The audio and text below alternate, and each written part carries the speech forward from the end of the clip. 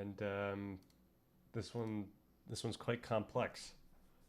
Granted, the last one was kind of complex, but I think maybe I was a little more in tune with what we were saying last time, or at least I was more familiar with the stuff. Pull. What does pull mean here?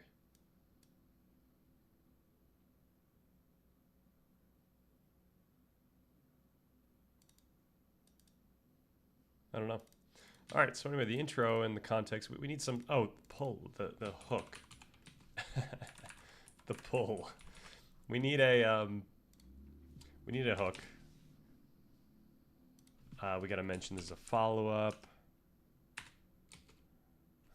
Try to respond to as many as I could. We need to get this looking nice. Okay. Let's start formatting some stuff here.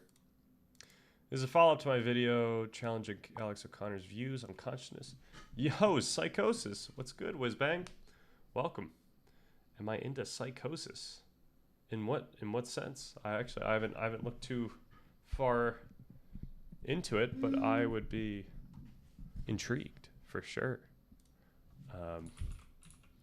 Yeah, well, let's just make sure that I know what's going on here. It's a mental health condition characterized by a loss of contact with reality, leading to distorted perceptions, thoughts, and behaviors. Am I in psychosis? Oh, okay. I thought it was more of a, are you into psychosis? But this is literally, do I have a mental health condition characterized by loss? Yo, thanks, Whizbang. Perhaps I do. Loss of contact with reality. Technically, we could all say that we have this. In theory. Because I've been kind of just working on this stuff for a while. Perhaps I've lost contact with what's been actually happening. I'm just checking in. Well, feel free to check in again sometime. We will be continuously working towards more stuff. Where does your passion come from? The passion comes from what we get in doing this grind. Like what we get out of this grind, which is going to be, we get to answer the question of what should I be doing with my life, and that's a question I want to solve for myself. So yeah, it's kind of it's both. I've been working on this stuff to help myself out, but also to help out other people. So I kind of feel like there's a moral obligation also for me to do this. I think that if we were to grow a community here, then we could get a lot of people working on stuff that will also help other people. I think if we can, if let's just say this actually pops up and, people donate money, then we could also just like donate more money to charity, which I think is just a general good. But yeah, we've got a lot to go before all that stuff kind of happens. We've done 1 out of 3 of these main parts that we've got to figure out. Yeah, that's where the passion. Well, so I guess we could also answer that question in a different way, where I think I've always just been interested in these types of things, and now I actually like have a clear path forward. So that's what's driving me.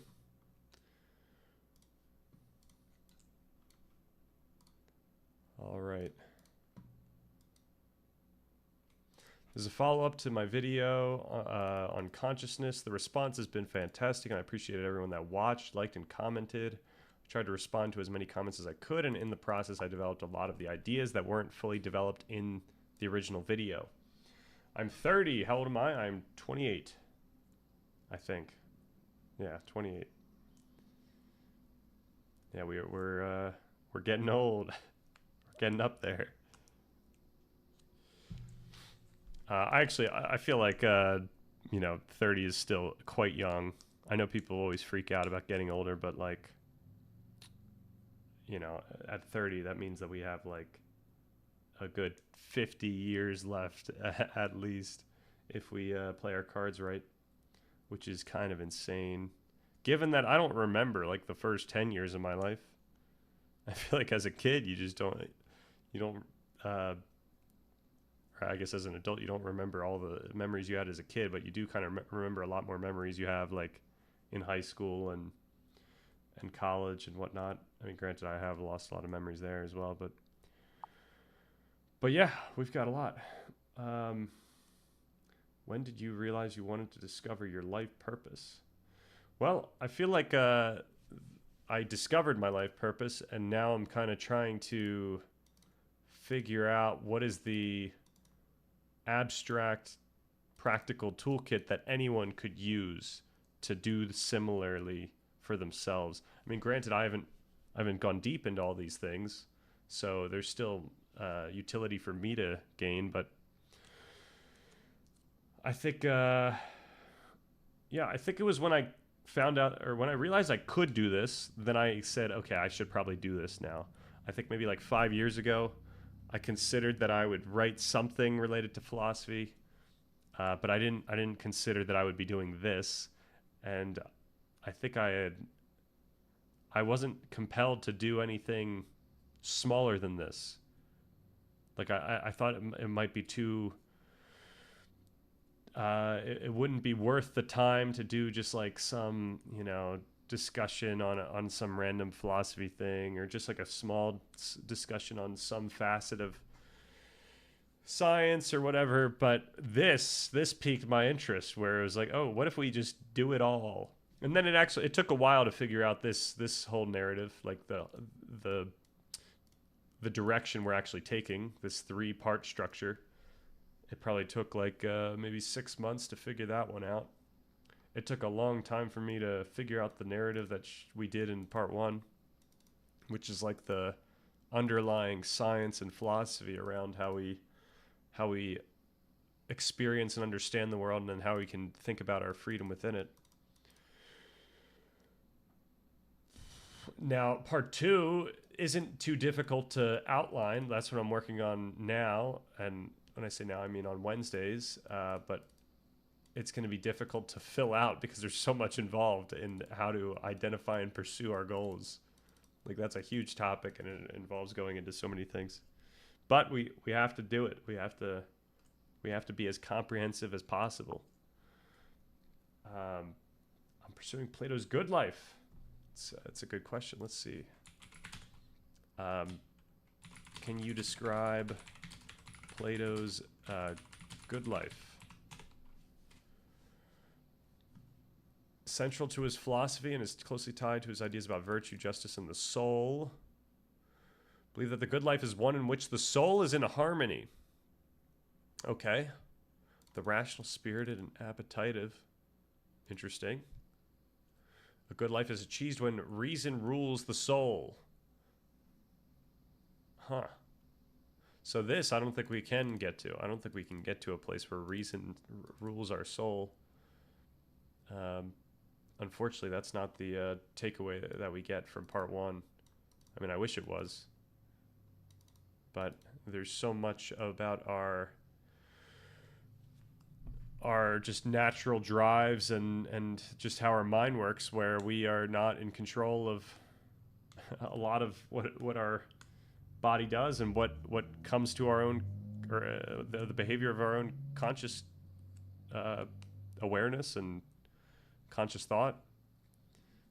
So we're kind of in this middle ground where we can deliberately think about what we want to do, but at the same time, when we're not paying attention, so many different drives push us in different directions, and our understanding of things are constantly changing without us even realizing it.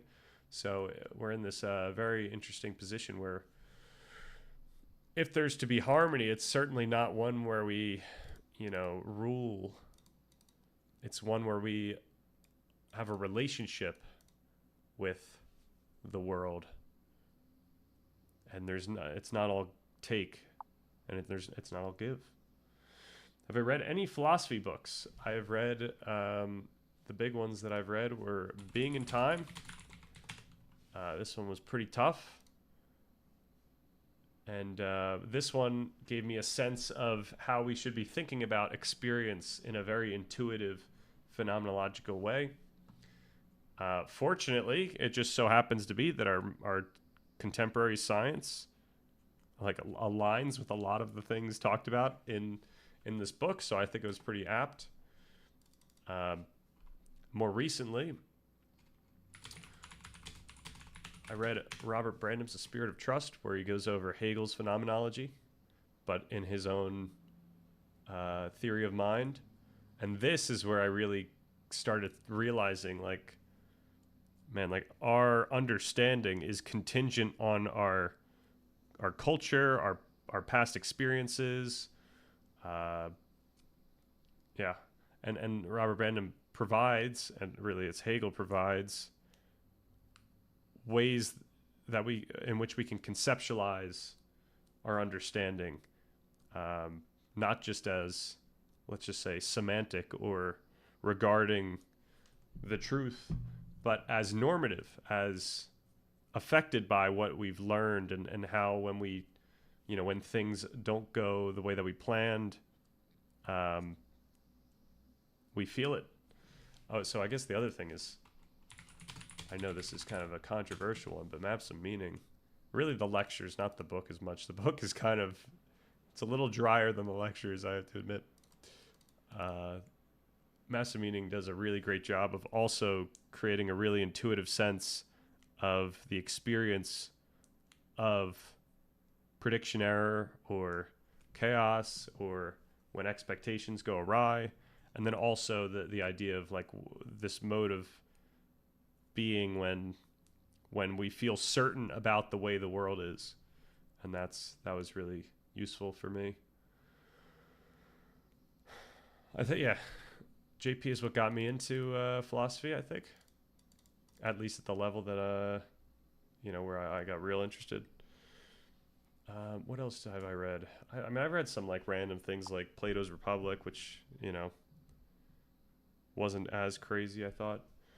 Very cool, thank you. Yeah, I probably have read some other stuff, but... Oh yeah, this was another one by Robert Brandam that I really liked. This is a little more chill than A Spirit of Trust. A Spirit of Trust is like a huge book, but this is a very chill one. Just talks about inferentialism. No offense, but you seem really intelligent, which is awesome, but I would challenge you to stay connected to people and not to isolate yourself too much. Thank you very much. Yeah, I guess fortunately for myself, I kind of, I know this sounds terrible to say, but like I kind of won a genetic lottery in the sense that I'm really not neurotic. So I can get away with, I'm not neurotic, and I'm very introverted. So I can get away with not being around people as much as other people need. That said, I do now know like I have a good sense of like how much I do need to spend with other people, not human. So it's, I do still hang out with friends and, go on Discord and stuff like that, and chill with the fam. So it's not like I'm in total solitude. And I do, one of the things I do try to do when I'm online, or like when I'm just like surfing, is to figure out what's going on. So staying with pop culture and stuff like that. But yeah, I also want, I'm hoping that at some point we get some mechanism for like sharing interesting communities, because like I feel like YouTube just doesn't give you a sense of the cool communities that are out there. It's hard to find like, okay, where is actually some really cool communities growing, and yeah, I just don't know how to search for that stuff anymore. So then I thought, let's just create one. And so that's kind of what you're seeing the beginning of. Yes, I agree.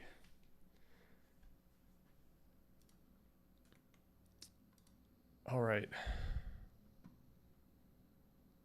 Yeah, we're going to have to talk a little bit about virtue and morality and stuff like that in part 3. Knowledge of the good is the highest kind of knowledge, is the source of so this is kind of making it sound like the good is some absolute transcendent thing, where unfortunately I don't think that's what our science and leading philosophy suggests. Yeah, I think we're in a good position. I've gotten myself to a state of perhaps delusional optimism about the success of this channel. So, but also about the success of these ideas. Like, I think these ideas are pretty crazy and pretty helpful. Okay, I need to go. Best of luck. Thank you. Thank you very much. Definitely come back whenever you're feeling the need. And have a good rest of the day. Love from the universe. Absolutely.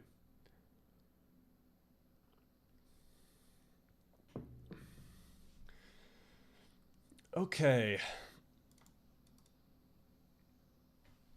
Here we will attempt to precisely close this conversation out. We don't have to say precisely, to close this conversation out, at least for now. As a springboard to push into the ideas that are still in the... Okay, I don't think we need to do this. So we want to do a recap of the previous video. If you haven't seen the first video, check it out. It provides the foundation for this discussion.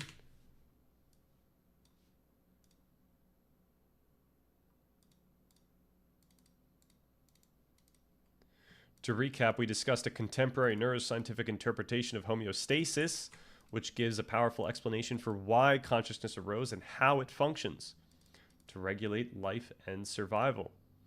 As we pointed out,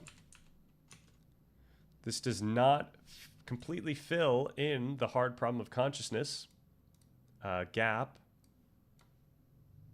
Oh yeah, because we want to call this closing the consciousness gap.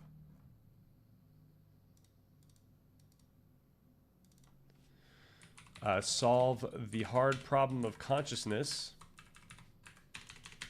specifically failing to address how our underlying biology directly causes consciousness.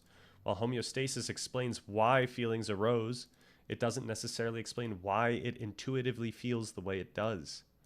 In this video, we'll explore two pragmatic paths to solving this problem, one that attempts to fill it in, and one that once again challenges the gap itself, each logically derived from our current understanding of neuroscience. Why neuroscience? In the conclusion of the previous video, we made a crucial pragmatic argument. I am not arguing for what is true in some absolute ontological sense. I am arguing for what is the most plausible, promising, useful, and communicable pursuit. I'm trying to say that a physicalist interpretation is...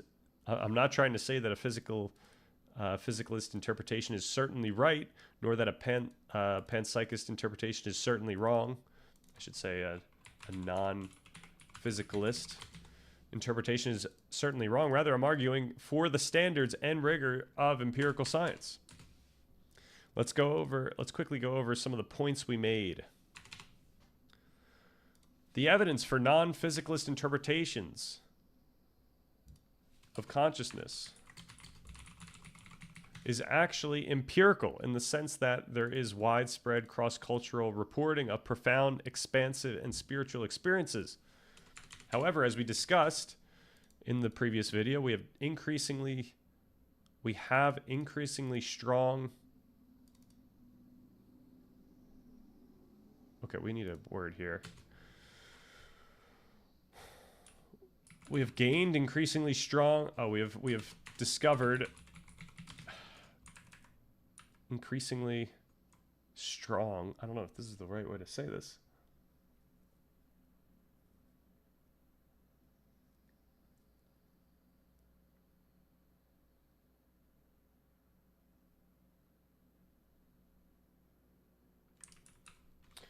What about just we have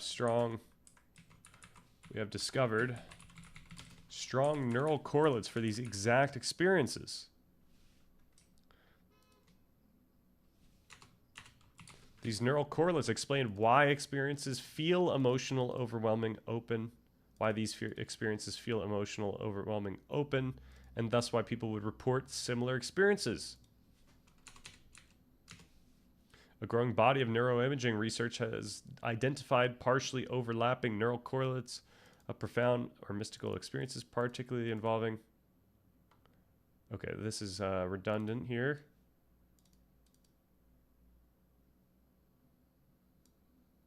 What about this?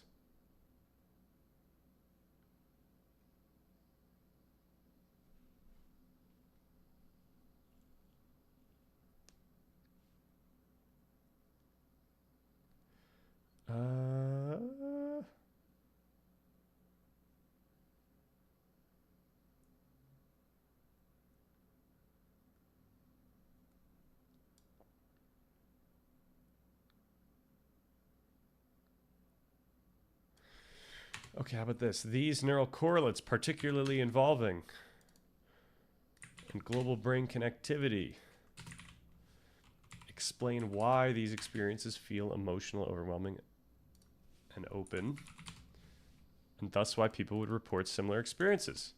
For example,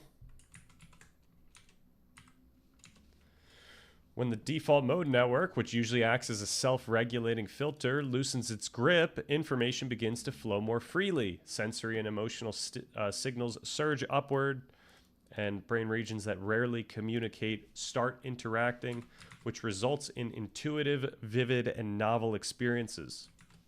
Then we've got our long version for the B-roll.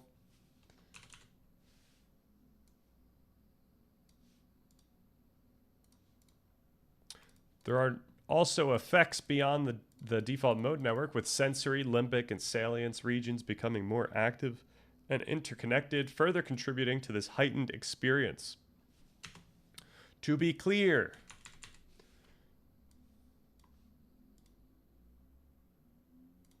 it would not be correct to say that these mechanisms are fully understood or that all such experiences share a single neural signature. Different types of experiences, for example, with drugs, prayer, near-death states, likely overlap partially but not completely. The point is that we can see clear correlates between subjective experience and neural mechanisms. And once again, I'm a big fan of doing like the crazy stuff, like starting sentences with and or because. I know that makes me odd, but and once again, this does not fill in the hard problem gap of consciousness, and we will get there shortly.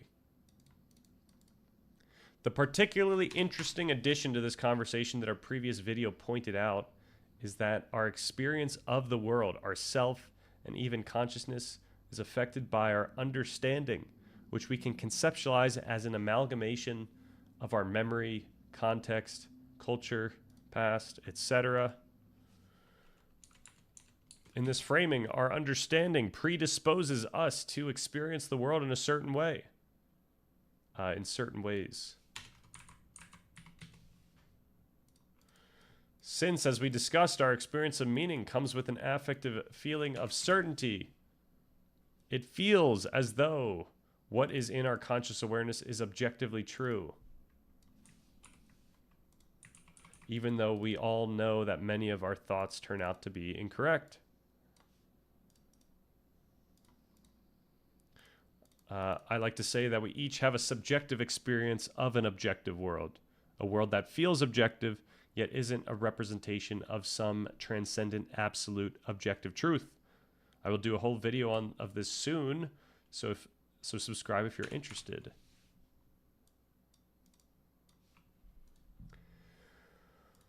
Okay, conclusions. So the logical conclusion we can make here is that no matter what our experience feels like, we cannot discount how much this feeling is affected by our understanding of what consciousness could possibly be and feel like. And since a neural correlation explanation, a physicalist explanation of affect, memory, etc., explains how certain experiences feel the way that they do, then we ought to respect the neural correlation, the physicalist explanation over merely intuitive alternative explanations. This is a prescriptive argument, not a moral one, but a normative one. Pointing to the very standards of science, logic, and semantics. This is why I like to use the wording, we can or can't say this, or we should or shouldn't say this.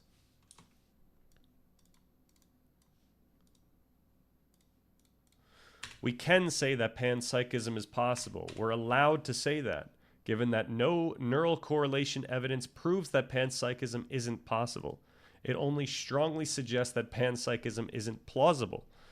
And what I mean by this is that we shouldn't say that panpsychism is plausible.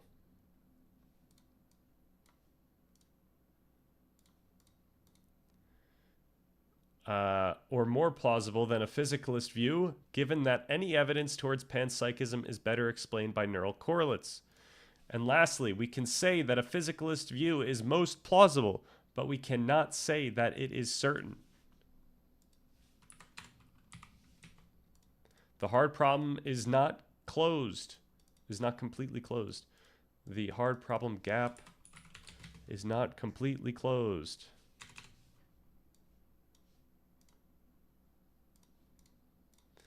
Which leads us to, which finally leads us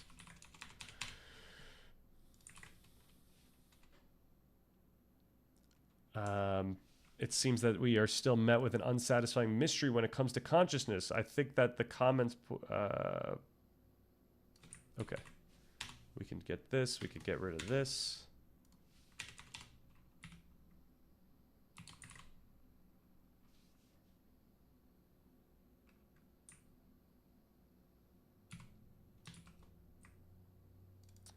We are still met with an unsatisfying mystery when it comes to consciousness. Which finally leads us to... Yo, Thomas, indeed, if consciousness isn't a new ontological substance, but it also isn't an illusion, then exactly what is it? That's what we're trying to find out. Though I guess I want to make sure that I know what each of these mean. Isn't a new ontological substance...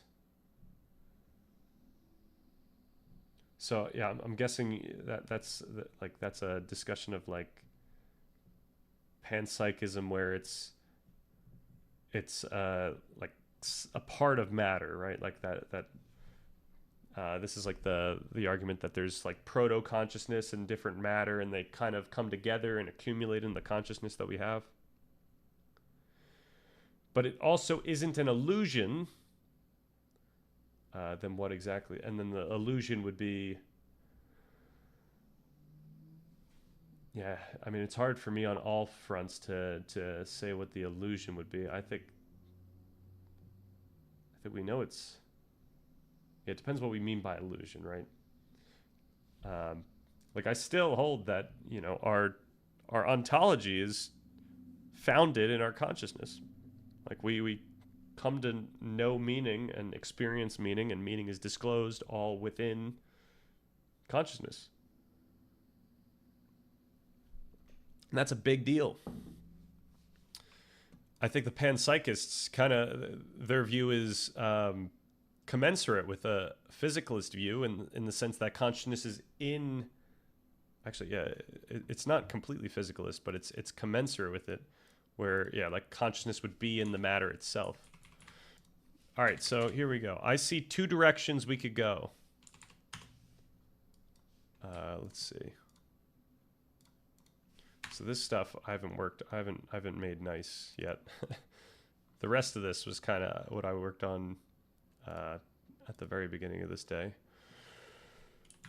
Let's start with the less satisfactory path. We can call this, we need a good name for this path. As I started out in the previous video, as I pointed out in the previous video, we must acknowledge that our understanding affects how we each understand meaning, even the meaning pertaining to the concept of consciousness itself. Even though our experience of consciousness feels intuitive, many of our presuppositions about consciousness are culturally contingent. For example, what we expect to notice or not notice. I should make this like a bigger point here. And perhaps that they're even is a gap. Though I'd probably make this argument somewhere else. I pointed out that our affective emotional mechanisms influence the feeling of certainty we have about our So we already said this now, right? Yeah. But we could say this again. The idea of this feeling of certainty point is so important that I think I should just hammer it home as many times on this channel as possible.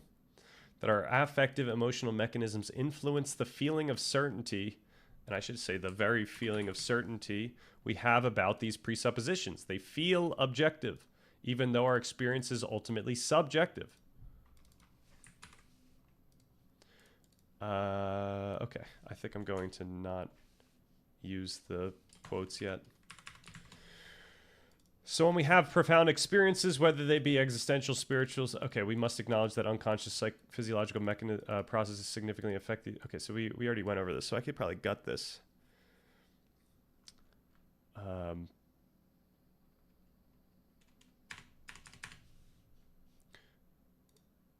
Thus, we could argue that the conceptualization of the hard problem gap is merely a biased interpretation contingent on philosophical tradition and might not necessarily be appropriate for making sense of consciousness. This is something we want to... And might not necessarily be appropriate. Okay. This is the point we want to... This is obviously not a satisfying point, and I know it's... I don't know if I'm shooting myself in the foot for saying this one first, but I think it helps us out, given that we want to spend a lot of time with direction B. This was the final point that I alluded to in the video. Some neuroscientists believe that their theories dissolve the hard problem. In the case of homeostasis, consciousness doesn't merely correlate with homeostatic processes. Consciousness is just this recently developed homeostasis.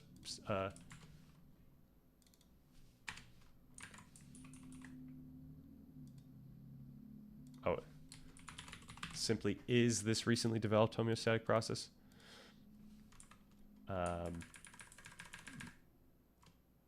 We can get rid of that. Anil Seth's hope is that by fully solving the real problem by explaining all the I don't know if I'm going to be just saying these things. I gotta work this into an actual script here, but Anil Seth's hope is that by fully solving the real problem, by explaining all the phenomenological properties of experience, like why does the experience of red feel different from the experience of jealousy or the taste of cheese, the hard problem will dissolve and no longer seem like a mystery, much like the hard problem of life dissolved once we understood molecular biology. While these don't give us a satisfying answer as to what fills in the hard problem gap, they challenge the very perspective of a hard problem gap by suggesting that that interpretive framework is inappropriate for this conversation. Okay, so a lot of this stuff is redundant, so I'm going to have to cut down on that. As I mentioned, this is rather unsatisfying and misses the point that I see many people are making. All right, so option number B, option letter B, option number 2. Now, instead of challenging our presuppositions, we can argue that we ought to be able to fit empirical knowledge about consciousness within our current hard gap framework. Let's call this path. And then we need a good name for this path, because I'm going to refer back to these, and I don't want to say path A or path B, but I think we should call it like path fill the gap or path throw away the gap. Comments? Okay. Yeah, we don't need this. What about neural activity actually instantiates our conscious experience? We could say causes. Following this direction, in order to solve the hard problem, we would need to answer this. I suggest that we entertain both these directions at the same time, pragmatically speaking. The more we know about... Okay, so this is a point that we can make at the very end of the video. Or should I just say it now?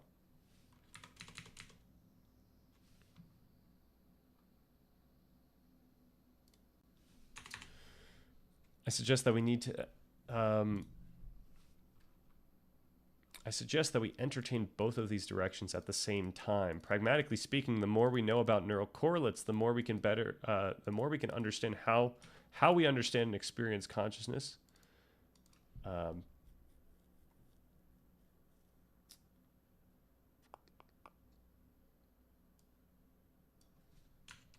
probably can get rid of that. Our pragmatic next step. Okay, so for direction A, our pragmatic next step is to explore and better understand neural correlates specifically related to our conceptual understanding. For example, what activity correlates with different experiences of meaning? Direct reflection of a concept versus habitual engagement with the world. For direction B, our pragmatic next step is to specifically determine how the brain most directly facilitates conscious experience. This is a development that we will now outline.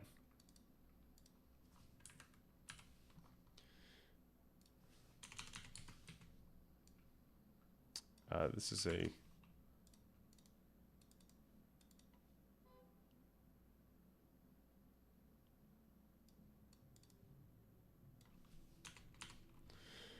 let's get rid of this.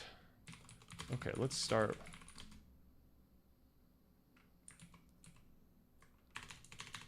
Now let's keep that. Let's keep that. I like this framing. This is a development that we will now outline. So everything in here, the edge of our knowledge about consciousness, which I don't know if this is going to stay the header here, but this is all unorganized now. So I'm just going to kind of read through it, and maybe we'll get an idea of how we should go about it. Actually, should I just continue back to this? This is what I was using to kind of organize things above. We introduced the path.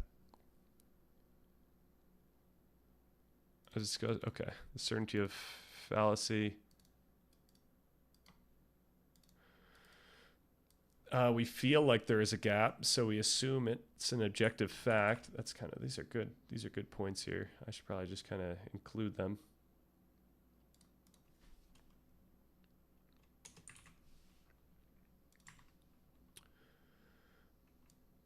And then I'll just throw this question in there, and I'll work with that later. All right, but this can feel unsatisfying. It's like dodging the question.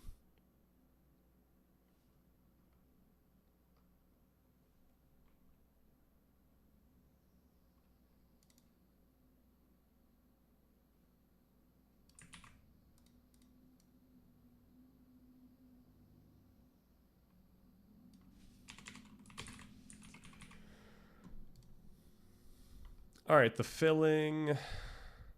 Part 2, the filling. The first slice. What? What is that supposed to mean? The first slice. And then the filling. Get out of here. Let's call this dissolving the gap.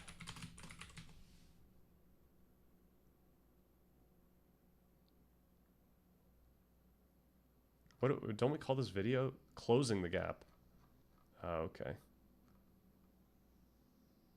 I still think that's a good video title because it's provocative. And then this is gonna, let's call this filling the gap.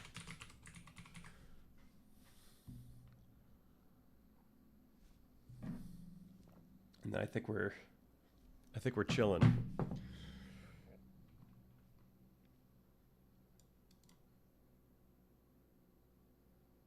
Okay.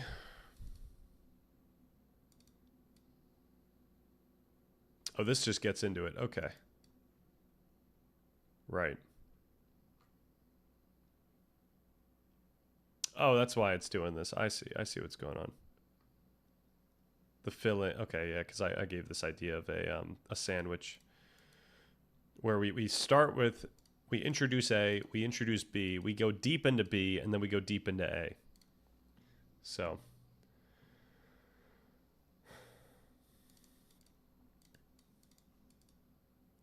yeah, in order to consider what actually generates consciousness, we need to consider how granularly we should look for the building blocks of consciousness. Pragmatically, we need to further explore how this results in conscious experience at all. We don't need that. Perhaps what we are ultimately looking.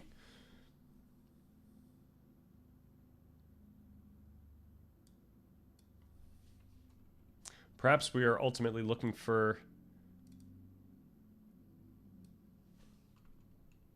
where consciousness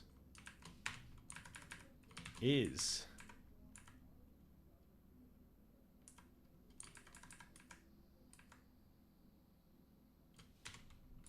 And how it causes the experience of consciousness that we each intuit.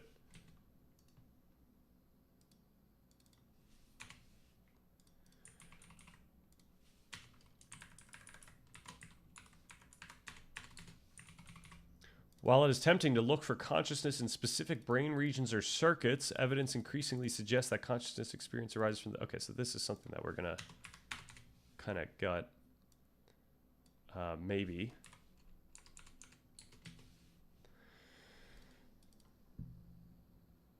So the way that I understand it is, yeah, obviously consciousness is kind of an amalgamation of a lot of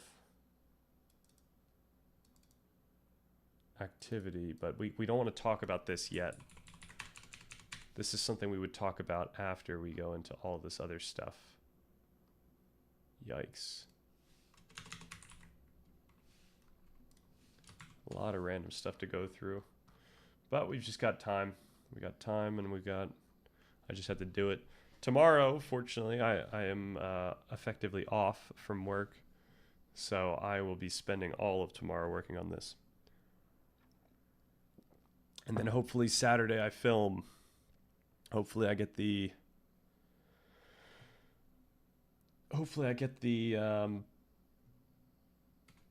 teleprompter working, and then we should be chilling.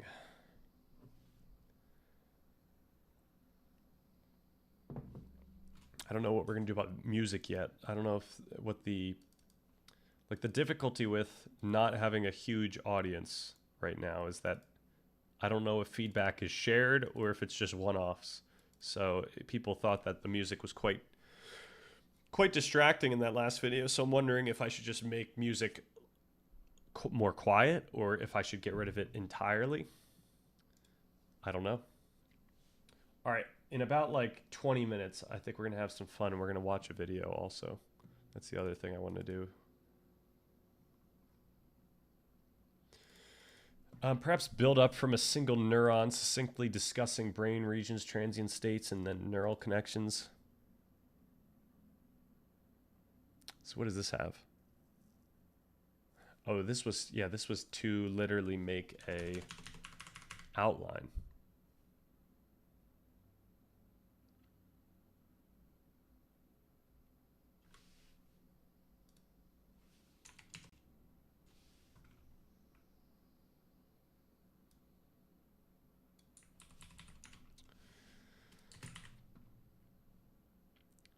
We need to consider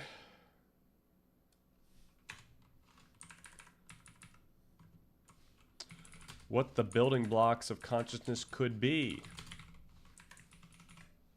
So let's do this. Let's call this like the atom of experience.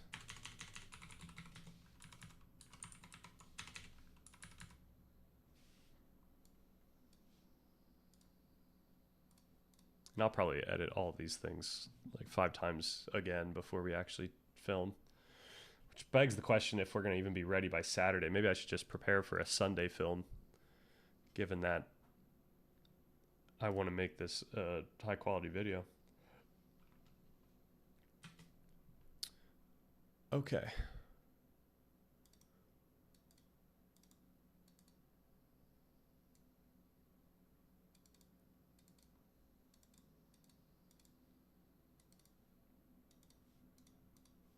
I feel like we should go into neural activity before we go into where.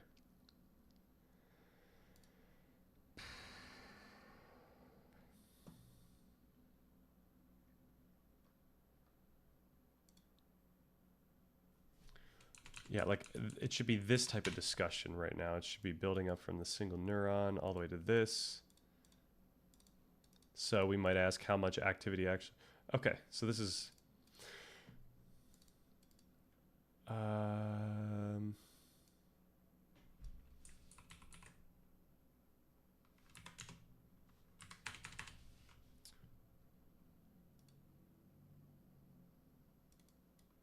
So that would follow. That would follow.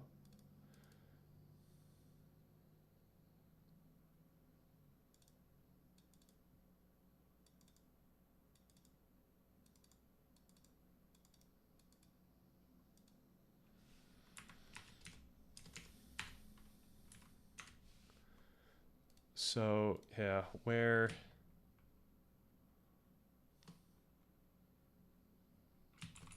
But where, though?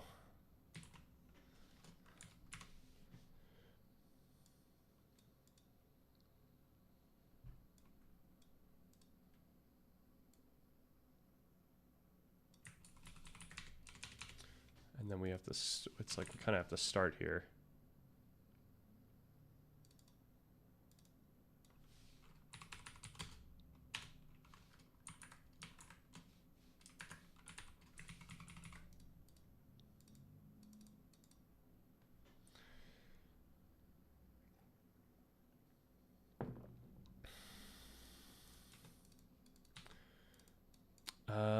So then, yeah, this has to be a discussion of, but where exactly, it's like, but which brain activity actually results in consciousness? And then this allows us to get into a discussion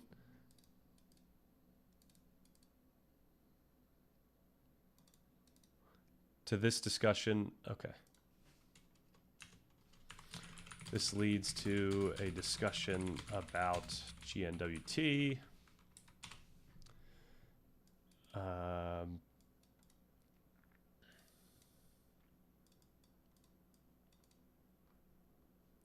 This is too crazy, but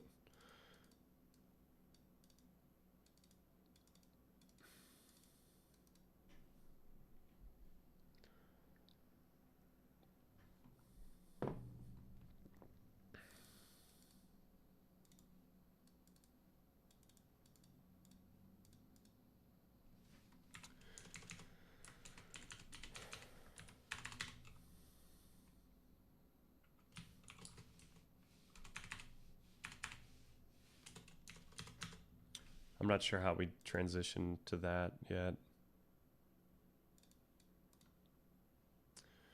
While it's tempting to look for specific evidence, it increasingly suggests that, right? But that's still not incredibly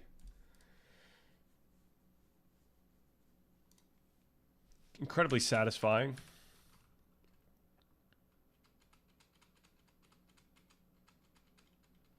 But that might be the last we can talk about. So then we would switch over to a discussion of this is like something like back to dissolving the gap.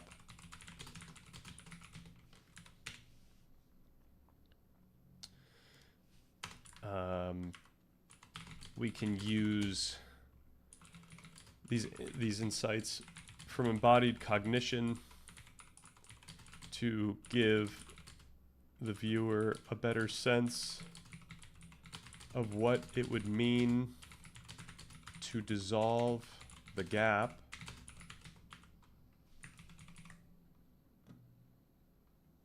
We can't just say, oh, this is something that happens earlier. This goes earlier too.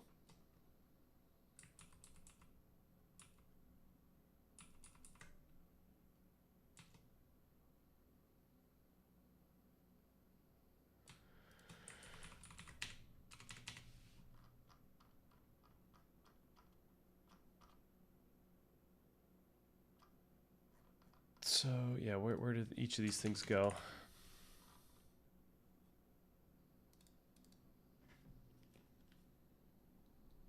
So yeah, this is specifically combating certain panpsychist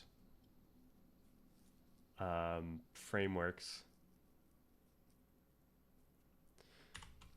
combating certain panpsychist frameworks We can't just say electrons or molecules are conscious from a single neuron's perspective. Its consciousness would just be a pulse, an action potential, every few milliseconds.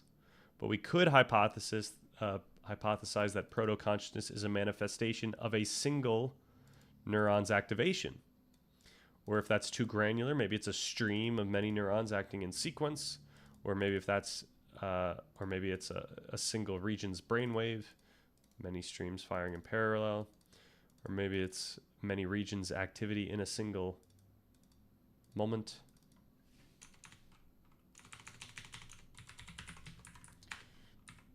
It's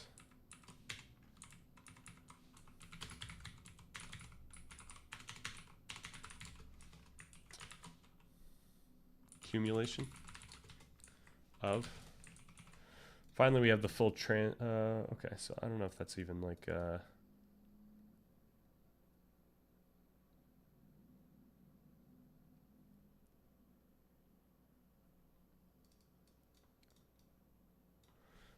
don't know if this is the best way to say it, so we'll have to come back to this. The IT, yeah. So this is where we want to discuss like how much activity is consciousness.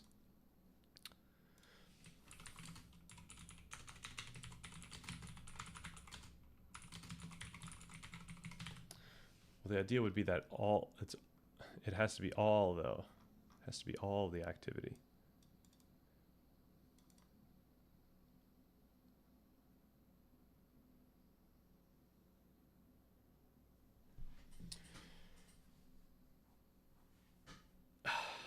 Okay, ITT attempts to mathematically define what kind of activation qualifies as consciousness. It argues that consciousness is a system's integrated information, specific causal property of its transient states.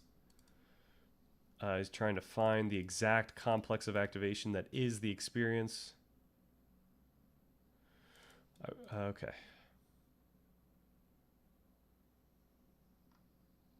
I would argue that if we were to adopt a speculative framing of where consciousness is, we would have to be bound to these activations, not a reductive in the brain or even in the brain and body, but solely as the activations themselves.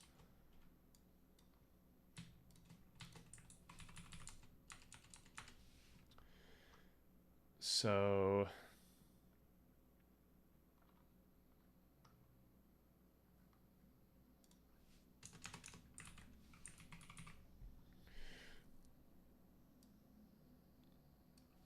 I could get rid of that. To reiterate, I would speculate and say that transient states in the our closest pursuit. Okay, so this is like conclusion stuff.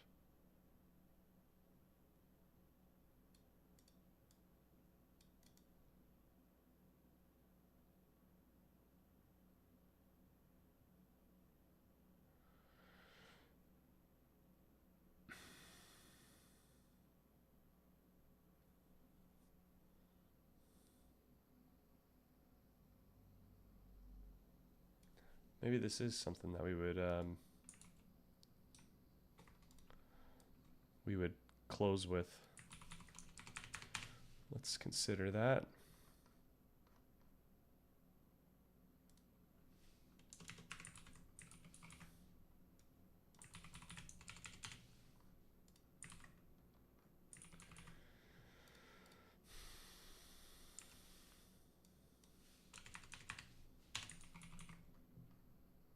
Okay.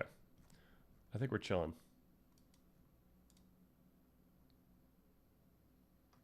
Yeah. And then we tie it back to the old Stan Richardson document, which is where we could peak, I think, interest. And so, yeah, I'm going to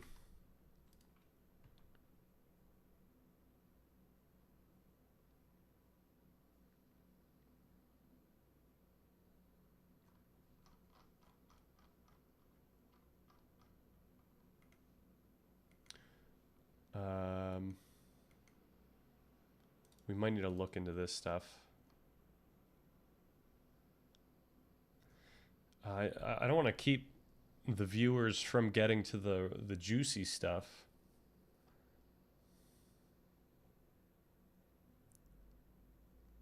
But I think we do need to have a discussion about like logic. All right, maybe I'll be inspired if we watch this video that I'm thinking about. Hank Green, why it's never aliens. This is like many times in my life. This might be this might sound like condescending to people that hold panpsychist arguments, but this is like a good analog, I think, for what we're like the science argument that we try to make here, or the logic argument. So I'm gonna have to pay attention to this one. Many times in my life, it has seemed like it might be aliens. The WOW signal, the face on Mars, Tabby's star, and the rhythmic timing of pulsars. But in all of these cases, it has turned out to not be aliens, and I want to understand why. Why is it, so far, never aliens? And I think I have a pretty good explanation. And if we understand that explanation, it will be easier to know when it actually is aliens, if that ever happens. To start out, I do want there to be aliens. I want them to come down from space and tell us things that we will never otherwise know in our lifetimes. Their mere existence would tell us that we are not alone, that there is other intelligent life in the universe, and even more importantly, that it can overcome the tremendous distance between the stars, and even more than that, intelligent species can survive their own fragility.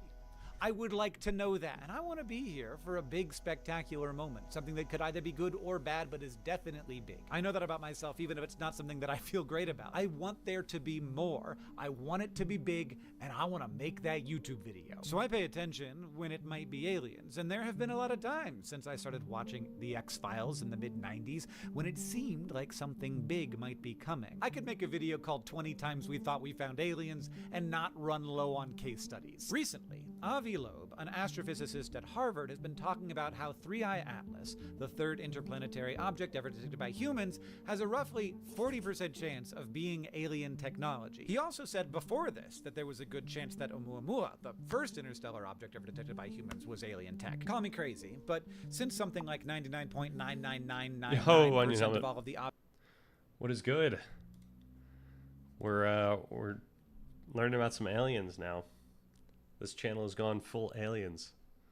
I'm actually, I've already watched this video, but I found that the arguments that he makes in this video are actually very similar to the arguments that I think I still want to make more clearly about panpsychism.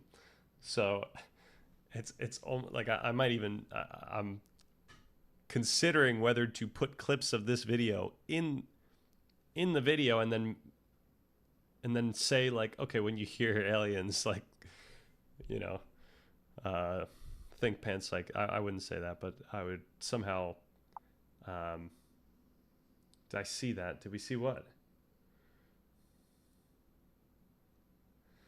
Uh-oh.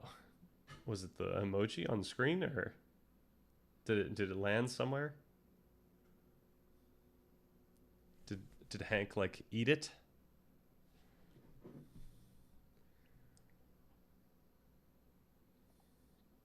When I type glorp, oh, look at that.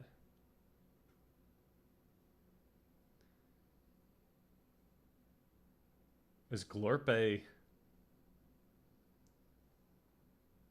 is that like a, what are these called? I know they're emojis, but don't people call them something else on Twitch?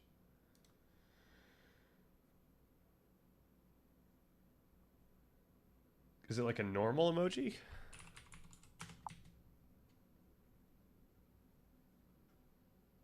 Like, is there a difference between...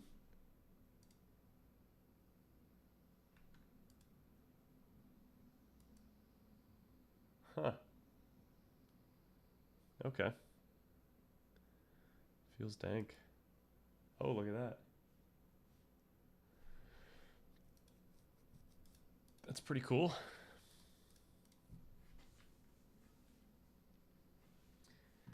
Yeah, I'm not sure what to do with this video yet, but I don't remember what he particularly said, so I really just wanted to watch this because maybe it'll be useful. There it is. Objects in our solar system are rocks. It would be weird if the moment our tools became sophisticated enough to detect interstellar objects, one or even two of the first three we detected were something other than rocks. So yeah, I do think that we will find that 3I Atlas is a rock, and this will be another case where maybe it's aliens turned out to not be aliens. So I think there's a reason why it's never aliens. And it's different from the fact that they're not around. That's separate. We're not talking about that. What we're talking about is that people will propose that it might be aliens a lot, and then it turns out to never be aliens. So why is that happening? I think that there are reasons. I think that there is something special about the alien hypothesis as an explanation for something. And that special thing, or those special things, is resulting in it being proposed a lot more frequently than it probably should be. I have a few thoughts. I'm sure other people will have more, but I'm going to start with one that I personally suffer from the most. I know that I want aliens to visit us, and I know that... So yeah, we could. I mean, I'm not going to make this argument because this is like this is a more controversial, provocative argument. But we can create an analog to the panpsychism. People want there to be greater purpose, so that's one reason why people would be quite open to the idea. I mean, this is for religion as well, just in general. And spirituality in general. Like when you experience a religious experience, you want there to be some transcendent reason, but we can't use this one. This is must be true of other people, and if we want something to happen, we will look for reasons it might be happening. Basically, there's a reason why the most iconic image from the X-Files is Fox Mulder's poster that says, "I want to believe." Believe, not know. I think you could see this in this shot. I made a whole t-shirt about this. This is so important. The tools and structures of science do not exist to eliminate bias from humans, because that is impossible. They exist to get better information despite those biases. We accept that the biases are real, and we create systems to work around them. So there's this Carl Sagan quote that gets... right off the bat, that's an incredible quote that he just gave. They exist to get... not exist to... made a whole t-shirt about this. This is so important. The tools and structures of science do not exist to eliminate bias from humans, because that is impossible. They exist to get better information despite those biases. We accept that the biases are real, and we create systems to work around them. So there's this Carl Sagan quote that gets trotted out during conversations about aliens or life on other planets. Extraordinary claims require extraordinary evidence. And I love this, but it has become a bit cliche, and that risks having people think that it's dogma rather than just like good policy. And I actually think that it's good policy for several distinct reasons. One is the way that I think Carl actually meant it. If something aligns with a bunch of stuff... Should I be jumping around the apartment while doing this video? Like, he's going from location to location, just keeping it, just keeping it fresh. I should do one. I should do a couple outside. I should just be on a street somewhere talking about consciousness. Maybe for some of the later videos. That we have known before and seen before. In other words, it's ordinary, not extraordinary. The level of scrutiny that must be applied before accepting it is simply not that high. Both because we know what to look for and because we know that it's possible. For example, if scientists were to discover a new small moon of Jupiter, the barrier to accepting that evidence would be relatively low. We know what moons of Jupiter look like. We know how they act. And we know that there are lots of other small moons of Jupiter. But if the claim is extraordinary, then that means that we have fewer tools and less experience identifying a phenomenon. And also, we have no idea how likely or even possible that claimed phenomenon is. So if someone says there's a spaceship orbiting Jupiter, that's going to deserve more scrutiny, both because it would be much weirder and because we don't know how to confirm the existence of spaceships because we've never done it before. We know how to detect moons, we've seen them lots. We don't know how to detect spaceships, we've never seen them. But there's a second way I think Sagan's quote is good. The claim isn't only out of the ordinary, but if we want it to be true, we have to be even more careful. And scientists want to discover extraordinary things. They want to turn everything on its head. That's how you win a Nobel Prize. And that can happen. It does happen. But when it comes to extraordinary claims, both the bias of wanting to discover something amazing and the lack of skill and experience we have with that discovery means that more scrutiny must be applied to the claims and the evidence. And if the evidence wins out, amazing. Extraordinary claims don't require us to turn around and ignore them, but they do require more scrutiny. The case of Professor Loeb is a remarkable one here. He obviously knows more than I do, but he also says that 3I Atlas's trajectory is extremely specific.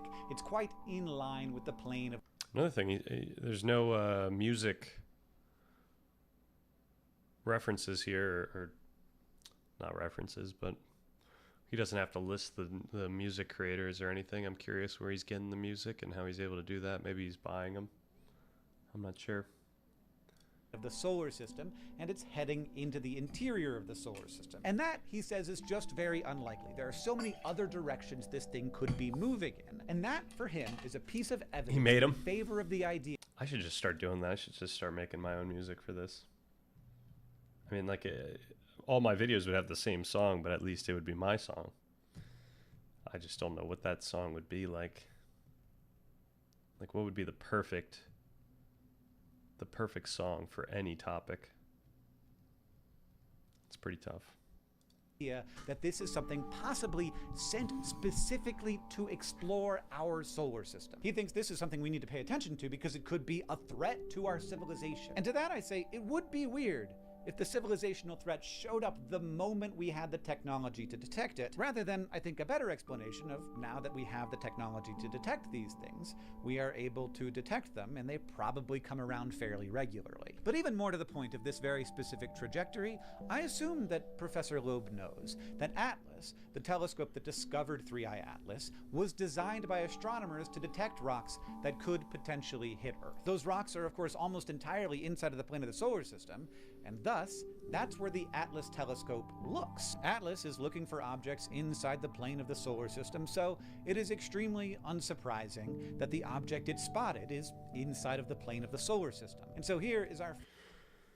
One of the tough things that we have to deal with in part 2 is the fact that logic is not absolute in some sense. Like, there's not like an absolute judge of what is logical and what's not logical. Like, what Hank's saying right now seems logical to me, but other people just might not think it's that logical, and that's fine. Like, it's I think that people that think things are logical have this instinct to think that people who don't think it's logical are just simply wrong, but it's really that they're just simply not biased to consider it. They're not predisposed to see something as logical or not, and yeah, that's why it's important for us to like actually go into logical principles or standards in part 2 to discuss, what would actually entail something that, we could learn to be logical, and that will affect how we think about things in the future. First reason stated more clearly. If you want something to be true, you will unconsciously accept weaker evidence and interpret weird data as being in favor of your hypothesis. And then that's going to affect whether or not you think that something feels logical or not, whether or not it is something that this is like confirmation bias affecting literally how you feel about logic itself. Is one reason why it's never aliens. Because people are biased to believe they might be seeing something historically important because that would be very cool. But because they have that bias, the number of times they have thought it might be aliens is just higher than it should be. And this goes beyond Harvard astronomers to, congressmen and Air Force pilots and all of the rest of us. UFO influencers do this constantly. The best evidence for UFOs is always the thing that hasn't yet been disproved. Then, when that piece of evidence gets disproved, they move on to another video or credible sounding eyewitness report. But whenever there are videos, the ones that are the best evidence are always, for whatever reason, the blurriest. As an example, I recently did a video about this balloon that was hit by a missile off the coast of Yemen, and I said in that video that it was the only piece of video evidence presented during this congressional hearing. And that was kinda true, But some folks yelled at me about it because they said there was another video and it was actually the better piece of evidence. But that video is just a video of a blurry heat signature, probably coming out of the back of a distant jet. And yeah, I was ignoring that video because it's terrible evidence. The video shows nothing that couldn't be explained in a bunch of other ways, which is why it wasn't the thing that the media was talking about. The media was talking about the weather balloon video because it looked weirder. The point is, if you want to start to prove something, you need evidence that would persuade not just you, but the skeptical version of you who does not want to believe, but wants instead to know. I thought this might be a good time to break in and tell you about the fact that I designed this. You could watch, I put it on the screen right now, you can watch me design. The trickier thing is you need evidence that is gonna. Oh, he's saying for the yeah. In the one, so yeah, the trickier thing is the opposite. Finding the evidence that makes the person that's already biased to be able to come out of that, which is what we're dealing with in this case, which is just hard. I don't know how to go about it. And there's a part where I thought I might put a bunch of colors in. I worked hard on that. I was thinking that for part 2, it might be beneficial to not actually go in order of topic, but to actually start with the logical reasoning and communication skills and stuff like that. All the stuff that helps us out early, and then hit everything else. So it would probably be that stuff first, and then we could jump back to motivation and focus and stuff like that, because that's just generally really effective as well. Or maybe we do those two things in tandem. Hopefully at the end of this year, we have plenty of time to work on everything, so we can work on things in tandem.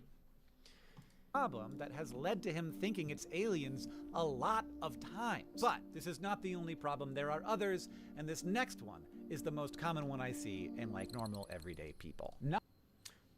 So yeah, this is like a huge one for specifically the hard problem of consciousness gap. Not knowing what's going on is super common and normal. Sometimes people will show me a video and say, how do you explain this?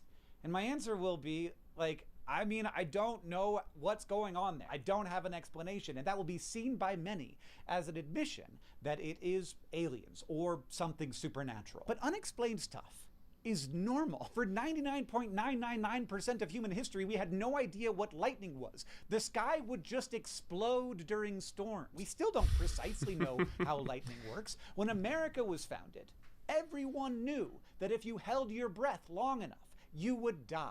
And no one on Earth had any idea why. And because this was so obviously important and so mysterious, it was seen as a link with the supernatural. Accepting an explanation for a mystery without any evidence is totally understandable, but it does not usually lead you anywhere close to the truth. What really leads to truth is accepting the mystery. Unexplained is the that was another quote that we could probably just with gank. The supernatural. Maybe I should just quote him. Maybe I shouldn't.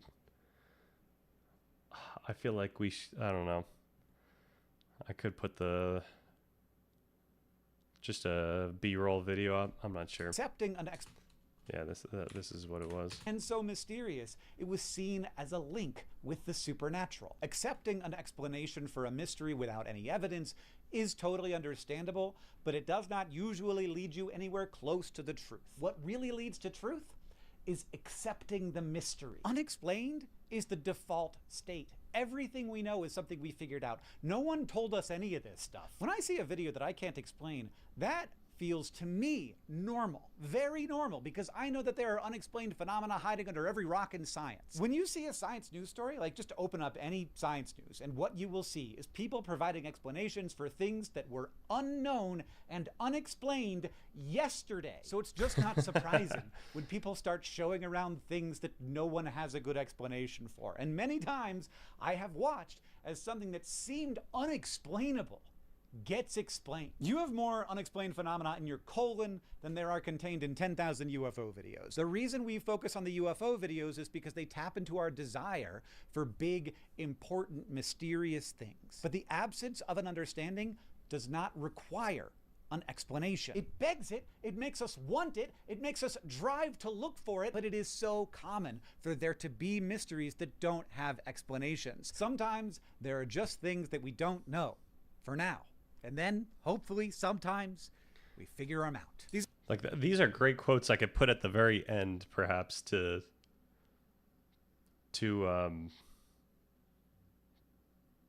just, make it nicer that we are, we do spend a lot of time in this video to really hone in on where we can see a lot of the leading science that points to what is actually making us conscious. But of course, we're not going to be able to fill in the gap completely in that direction. We've got the other direction where we point out that the gap might be a faulty way of thinking about it, but absence of an understanding does not require an explanation. It begs it. Absence of an understanding does not require an explanation. That's a quote we can easily use. It makes us want it. It makes us drive to look for it. But it is so common for there to be mysteries that don't have explanations. Sometimes there are just things that we don't know for now. And then, hopefully, sometimes we figure them out. These interstellar objects are another great example of this. Oumuamua and 3I Atlas both have behaved quite differently than objects we have cataloged from our solar system. And that would be a good place to then get into the quote I have, or to point out this. So we can perhaps have a mini section here where it's like being fine with not knowing yet.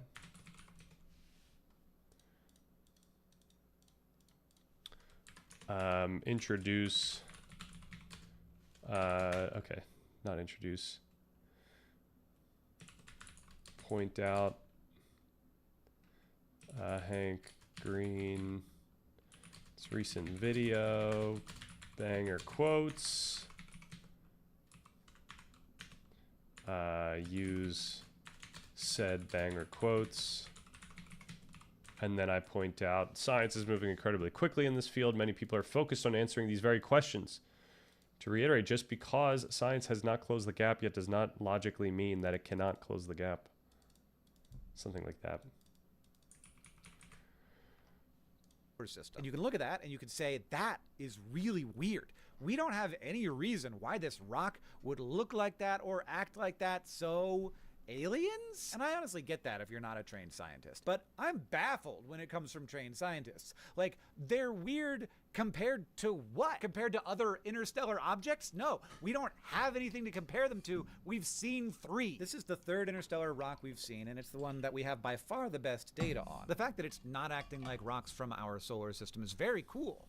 But it's not, like, surprising. It might have been traveling through space for 10 billion years. Like, I don't know what kind of star system it comes from. I don't know how it was formed. We don't know anything about this. This is entirely new stuff. This is very exciting. The fact that it seems different from objects in our solar system indicates that we're likely about to have a huge boom in our understanding of the universe by studying rocks from distant star systems. Now, it could have been that they'd all be like rocks from around here, so there'd be nothing to learn. It's exciting that it's different, but thinking that the 3rd interstellar rock is so weird that it might be aliens is textbook I don't understand, thus maybe aliens? There's no reason to go from some amount of confusion to I've got an explanation I want to talk to people about when data is still pouring in and all that data is brand new. When we leap very easily from I don't know what's going on here to maybe it's aliens, we over-index on that explanation, and that results in it very frequently being maybe aliens, but so far never being actually aliens. And look, I honestly think that these first 2 reasons why we hit aliens as an explanation so often are totally understandable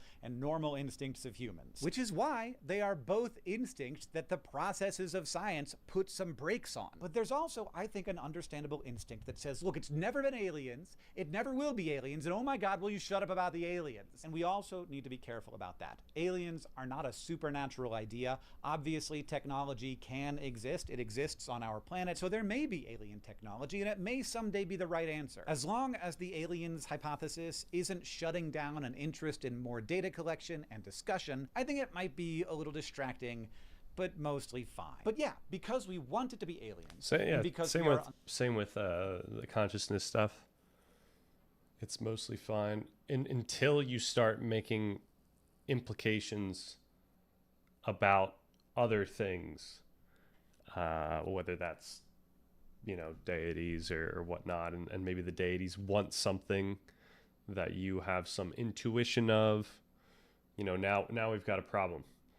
But the general idea, like panpsychism, where consciousness is just like in the matter or in the energy of the universe, is really not like it's pretty benign. Like it's not that crazy, or it's not like that.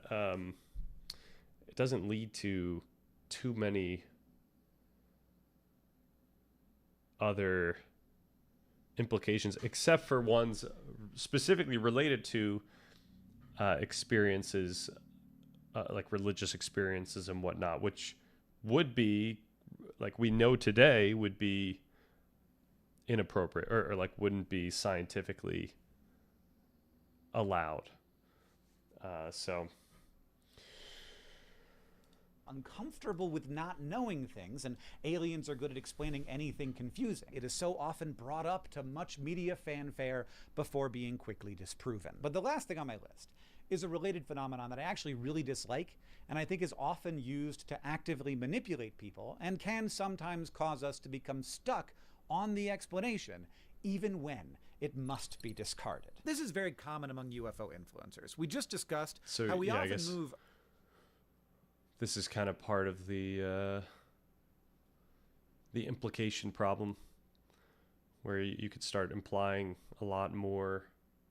But I think for the discussion he's making, I don't know what this is, to maybe this is aliens. And that is because aliens can basically do anything, so any evidence can be explained by aliens. Any confusion in the skies, anything that looks a little bit weird, panpsychist arguments could take this type of form. Pyramids of Giza, maybe aliens did that, can explain it. But one thing that can also be explained by aliens, and often is a lack of evidence for aliens. Why do we have no good pictures of aliens? Well, because the aliens are hiding from us, and they have extremely advanced technology. This trick can be used to prevent any evidence in opposition to the hypothesis from being accepted, and hopefully you can see the problem there. Once something does not have to explain the known laws of physics, it can explain anything, and we need to be very cautious with explanations that can explain anything. If an alien can appear or vanish instantly, redirect a Hellfire missile, erase people's memories, and violate conservation of energy, then there is no thing that aliens can't explain, including the fact that as the number of cameras on Earth has increased by 5 orders of magnitude, the number of credible photographs of aliens or UFOs has not increased. We don't know why Uranus spins on its side. That is a mystery phenomenon, but aliens can explain that. They have infinite abilities and powers. They can travel between the stars. Maybe that is the reason why Uranus spins on its side. And this is the biggest problem. If you settle on an explanation that can explain anything, we stop looking for other explanations. You stop being able to hear people who disagree with you. And every time we have done that, every time, we stop learning. I don't want to believe. I want to know what? That might be another. Not being able to why Uranus spins on its side. And this is the biggest problem. If you settle on an explanation that can explain anything, we stop looking for other explanations. You stop being able to hear people who disagree with you. And every time... this one might be a little disingenuous. Time we have done that, every time, we stop learning. I don't want to believe. I want to know. And the unlock of science is not accepting things as true until they have stood up to intense scrutiny. When UFO videos are subjected to scrutiny, the subreddits and the Congress people, they get up in arms and they say they're being silenced. No, that's how this works. The mainstream media wants to cover this. Congress wants to talk about it. YouTube viewers want to watch the videos. The reason your views aren't mainstream is that your ideas don't stand up to the level of scrutiny applied to a senior biochemistry thesis. The alien hypothesis has been raised many, many times, and it has never stood up to scrutiny. That indicates that some combination of our biases is resulting in this hypothesis being raised too quickly and too frequently. And that doesn't surprise me at all, because I want there to be aliens. And yet, in the minds of many people for whom unexplained phenomena is he reading? Is he doing this? Can be explained by aliens. The lack of direct evidence of aliens is also explained by aliens. You see the problem with this? It's an idea that is impervious to critique. Aliens as an explanation for something If he's is got a appealing teleprompter, because he's it very is good at exciting this. and unknown and on the edge of discovering a literal god. So there's a strong incentive to want to believe. The alien hypothesis also solves the problem of things we don't know, the mysteries we can't solve. And look, I haven't really talked about this yet, but the alien hypothesis can also deliver attention, ad revenue, video views, and book sales. And it can explain any evidence very quickly with very little thought, including a lack of other evidence you would expect if the hypothesis were true. And once you get that deep, the alien hypothesis isn't just unfalsifiable, it is actively corrosive to inquiry. It turns a failed prediction into a confirmation, and it shuts down the search for other answers. You can see how I would dislike this. It seems to me that people often believe that accepting aliens as an explanation for something unexplained is somehow countercultural or brave. And I kind of get that. Like, I feel the pull of that. Because it has so often not been aliens, people like me do default to hearing maybe it's aliens and immediately thinking, it's never aliens. And so oftentimes, the more time people have spent with this, the more likely they are to immediately discount a perspective. And that means that, like, the elites are disagreeing. The elites are saying, no, no, no. And that can feel bad. And there's all kinds of mechanisms at work here that are, you know, in addition to the biases I've already discussed. But we don't need to get into everything today. But the point is, like, someday I might hear people say, maybe this is aliens. And I'm going to think to myself, it's never aliens. But someday that might happen and I might be wrong. But by understanding why so far it's never been aliens, despite the fact that oftentimes people have said maybe it's aliens, hopefully we can avoid defaulting to that explanation every time something seems weird while keeping the door to that hypothesis open if we encounter a situation where it looks like it's probably aliens. I don't like it when things are unexplained. My mind wants to see that puzzle completed. It is unsatisfying. Makes me off kilter. But more than that, I want the fireworks, the big moment that rewrites our place in the cosmos. But the actual brave thing here is wanting the truth more than we want any of that stuff. And the first step, the necessary first step to uncovering truth is to not know. It is to be uncertain. We have never uncovered any truth without that first step of uncertainty. The more you want to believe, the more you lose the opportunity That looks to like he was someday reading. know. Maybe when he's close up, it's more obvious. Certainty. The more you want to believe, the more you Yeah, lose he's the doing a little opportunity scanning.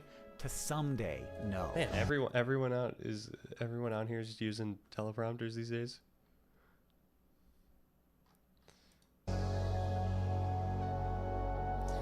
All right, so yeah, maybe there were like two or three quotes that I could use that might be fun.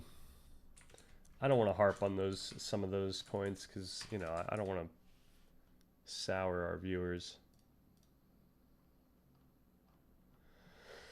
So, do I even need any of these?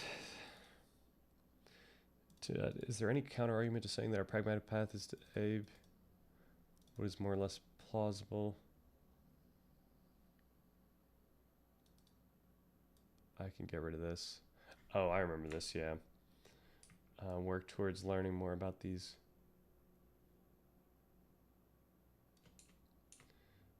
Ba, ba, ba, ba.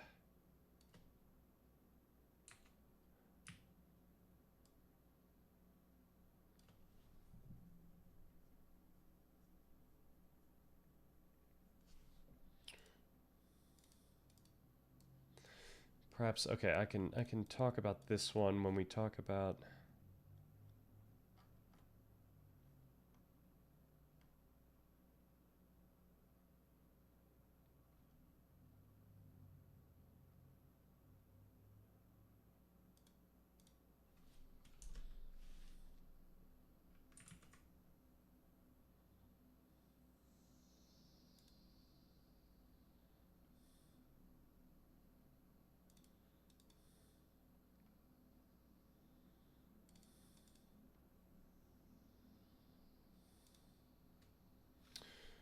yeah, we have to say something about evidence here that it earned this.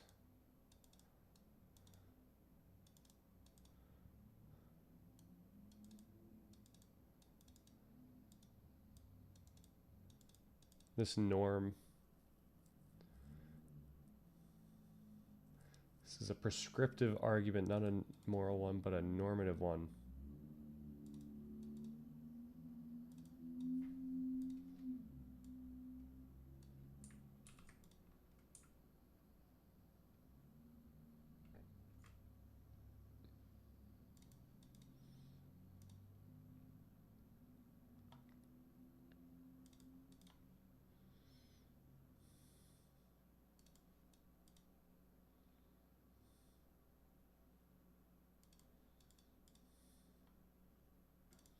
I think it, you know what, we could probably get rid of that. It's already been said. We need to explain using science. Okay, abductive reasoning, inference to the best explanation.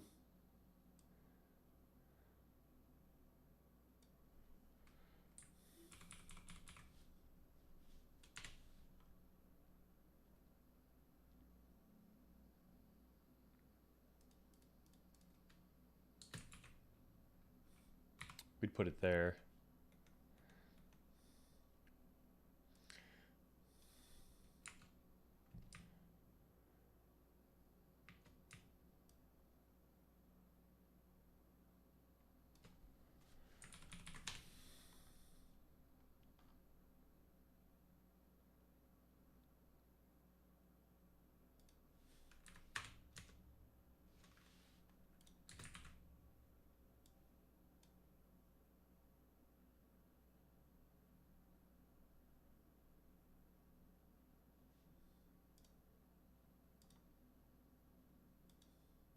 We're gonna have to fix that up.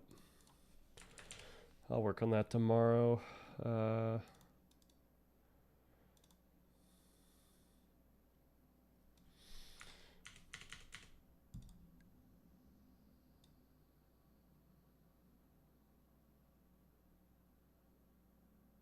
what is it? The claim that neuroscience will never solve the problem is an untested, unfalsifiable statement of the metaphysical pessimism. Of metaphysical pessimism. So this is what we could close out with the Hank Green.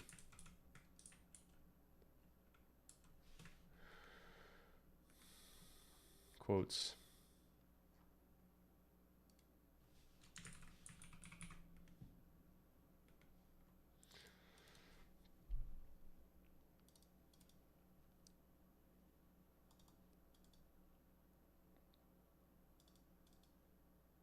It would be a logical fallacy that just because the mechanistic path has not been comprehensively closed the hard problem gap, it is disqualified from doing so in the future. That's like the same idea.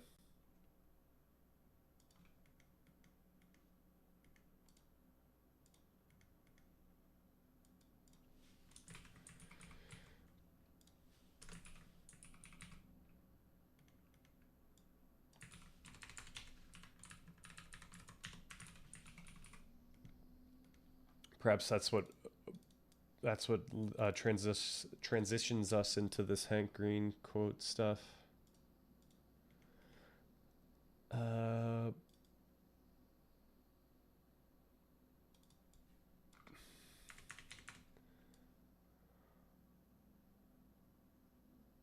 Okay. So we got rid of that. Now we can take this whole document again.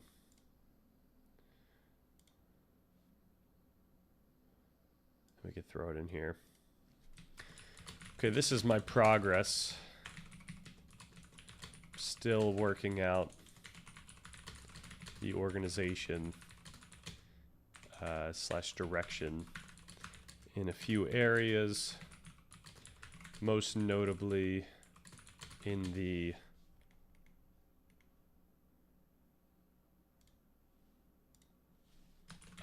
edge of our knowledge about consciousness section.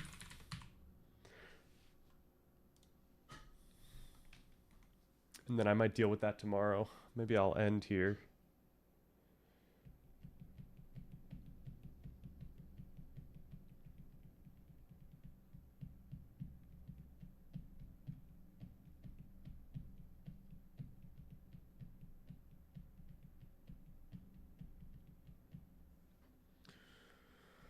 All right, good progress. You successfully integrated the two paths into a strong, unified argument. You're right. The edge of our knowledge about consciousness section is the absolute crux of the video and the hardest to organize. It contains all the dense technical path B, filling the gap details. The key is to turn that amalgamation of related, interesting information into a clear narrative of discovery for the viewer. Instead of presenting it as a list of facts, let's structure it as a series of questions zooming in from the where to the what to the how. No, I want to go into the... I do like the idea of going from the what, actually going from okay. Let's just not say this, because then it's not gonna try to change things in this section, because I do actually like the direction, the general direction of this. It's just there's a lot of information. Maybe that's what we have to say. I like the general direction of the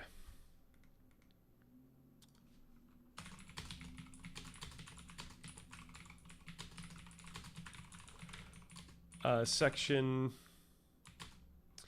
though the information within it still needs some organization.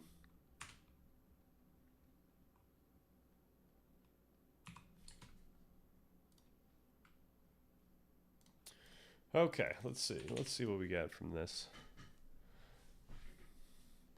and then we might call it there.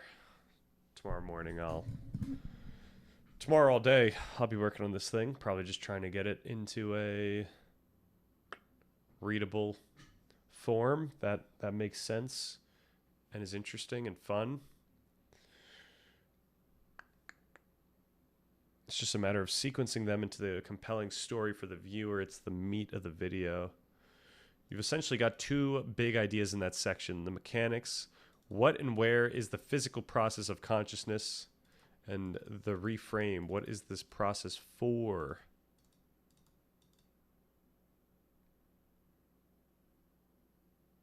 Right. To use the mechanics to answer path B, and then use the reframe as the brilliant pivot back to path A. Here's the suggested narrative flow.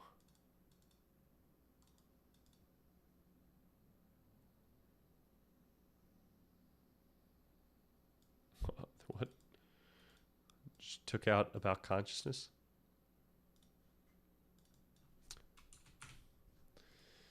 I'm probably going to change this name regardless once more. Filling the gap.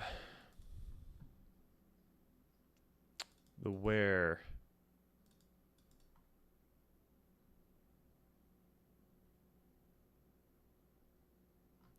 Okay, it's done this twice now. So, do you think it's absolutely necessary that we have the where before the what? In my mind, it's more important to start with the what, so that we can give the where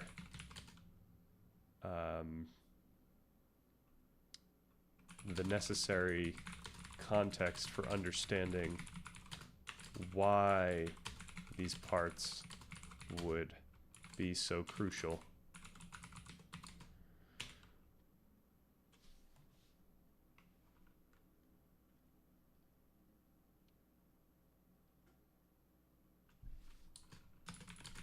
And the how would go along with the where.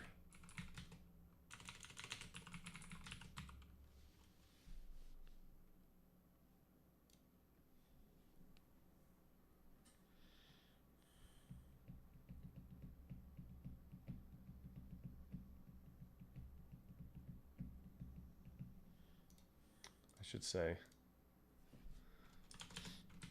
in some sense, The what is what people are ultimately looking for.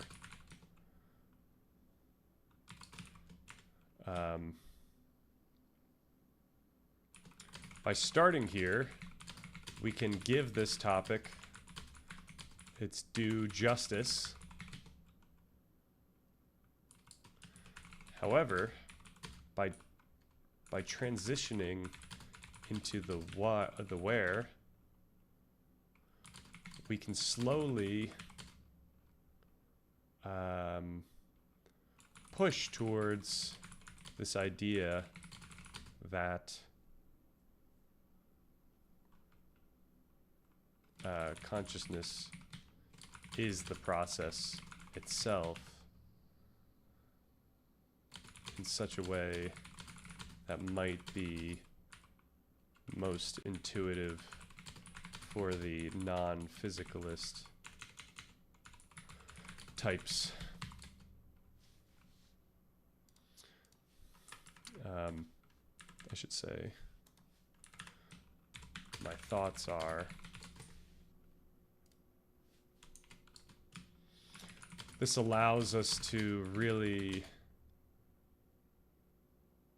to more easily transition into the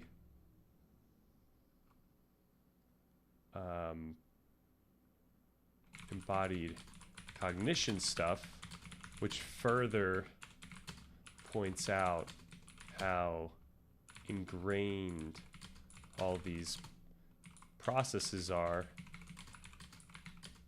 in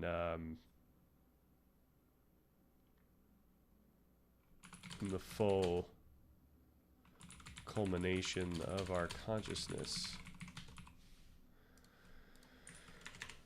Okay. I'm seeing it come together. This like the narrative arc here is actually going to be kind of nice, where we go from entertaining B to right back to A.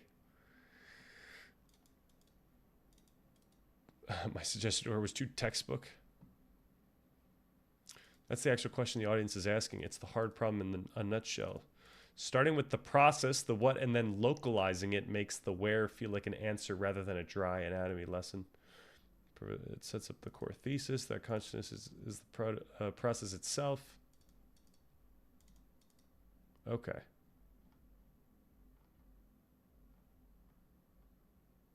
So I'm going to be working on this tomorrow. All right, I'm going to call it there.